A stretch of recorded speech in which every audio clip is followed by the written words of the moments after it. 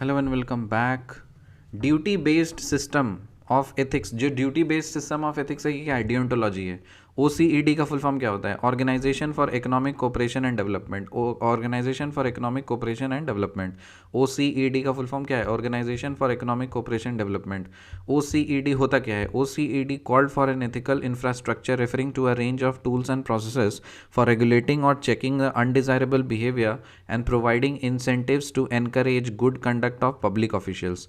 तो ये जो ऑर्गेनाइजेशन है ना, for economic cooperation and development, ये करता क्या है? ये एक एथिकल इंफ्रास्ट्रक्चर को मतलब रेफर करता है और ये बताता है, एक range of tools and processes बता देता है कि कोई भी अनडिजायरेबल, मतलब ये दिखाने के लिए कि ये सारी चीज़ें अनडिजायरेबल हैं और क्या क्या चीज़ें करनी चाहिए, और इंसेंटिव्स देता है ताकि पब्लिक जो ऑफिशियल्स हैं उनको एनकरेज करने के लिए, आप ये करेंगे तो आपको ये बेनिफिट्स मिलेंगे। वो काम है OECD का। अभी देखो, OECD के पास कितने पॉइंट कैरेक्टर हैं? इसके पास 8 पॉइंट कैरेक्टर है। एग्जाम में आ सकता है आपको। 8 पॉइंट कैरेक्टर है इसके पास। PCPCE PCPCE ऐसे याद कर लो। PCPCE OECD, organisation for economic cooperation and development, इसने 8 पॉइंट कैरेक्टर बताया है। PCPCE P से political commitment for ethical governance, political commitment for ethical governance तो पब्लिक ऑफिशियल्स के लिए है। तो ऑब्वियसली पी से क्या हो जाएगा? उनका एक पॉलिटिकल कमिटमेंट होना चाहिए कि एथिकल गवर्नेंस पे ही फॉलो करेंगे, वो लोग कभी भी अनएथिकल प्रैक्टिसेस नहीं करेंगे। सी का मतलब है creation of N effective legal framework. Creation of N effective legal framework, obviously वो सब तो लीगल मतलब लॉज वगैरह सब बनाने हैं, पॉलिसीज बनानी है, तो लीगल फ्रेमवर्क उन लोग क्रिएट करेंगे।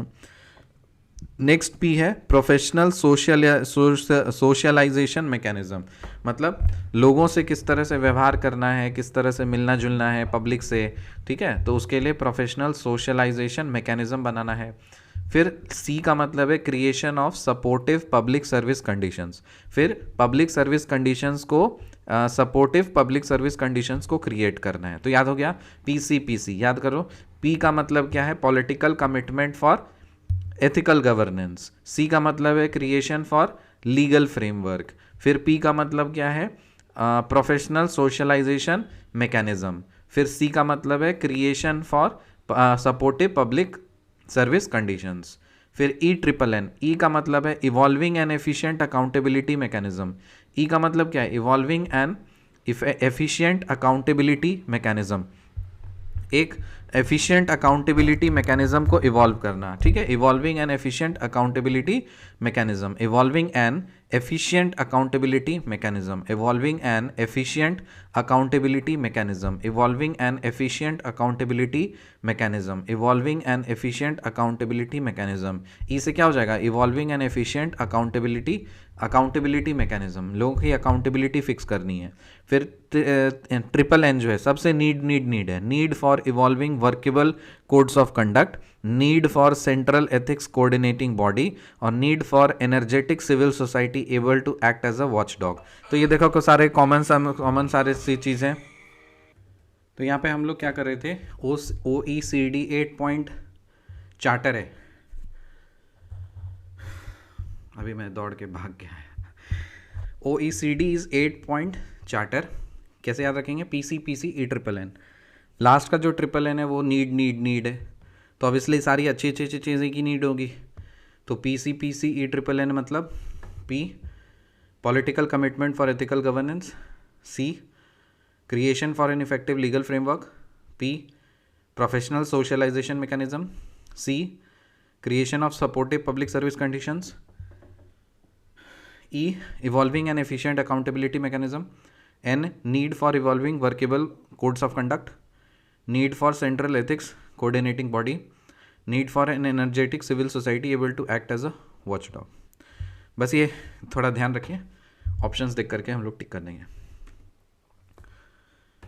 कोर बिलीव्स और इमोशंस को जब हम लोग जोड़ देते हैं तो वो बनता है वैल्यूज़। कोर बिलीव्स और इमोशंस को जब हम ऐड करते हैं तो क्या बनता है? वैल्यूज़। और ये वेन डायग्राम दिख रहा है आपको, वैल्यूज़ एथिक्स और मोरालिटी का। सो इस तरह का डायग्राम होता है। वैल्यूज़ 2 सर्कल और फिर एक सर्कल, ट्रिपल सर्कल होता है, तीनों में कॉमन ABC जैसा बनाते हैं। वैल्यूज़, एथिक्स और मोरालिटी। इंटेलिजेंस और कैरेक्टर को जब हम लोग ऐड करते हैं तो हम लोग क्या मिलता है? Value education. इंटेलिजेंस है तो एजुकेशन होगा, कैरेक्टर से वैल्यू मिलती है तो value education. So intelligence plus character is value education. Core beliefs for emotions is equal to values. The philosophical study of beliefs and knowledge is called epistemology. जो philosophical study of beliefs and knowledge है, beliefs and knowledge के philosophical study को क्या बोलते हैं? Epistemology. And the right which justify the capital punishment, जो capital punishment को right justify करता है वो कौन सा राइट है? Right to live. Eye for an eye, tooth for a tooth, आँख के बदले आँख, दांत के बदले दांत, ये किसका मोटो है? ये है मोटो रेट्रीब्यूटिव थ्योरी का। ये कौन सी थ्योरी का मोटो है? रेट्रीब्यूटिव थ्योरी का। रिकैप करते हैं। Duty based system of ethics क्या है? Deontology. OECD, organisation for economic cooperation and development. OECD called for an ethical infrastructure referring to a range of tools and processes for regulating or checking undesirable behavior and providing incentives to encourage the good conduct of public officials. OECD 8 point character है, PCPCENN. Core beliefs plus emotions is values. Values, ethics, morality का graph याद है। Intelligence plus character, value, education. Philosophical study of beliefs and knowledge is epistemology. And the right which justify the capital punishment is right to live. Eye for an eye, tooth for a tooth is the motto of retributive theory. मिलते हैं आपसे अगली video में, तब तक के लिए bye.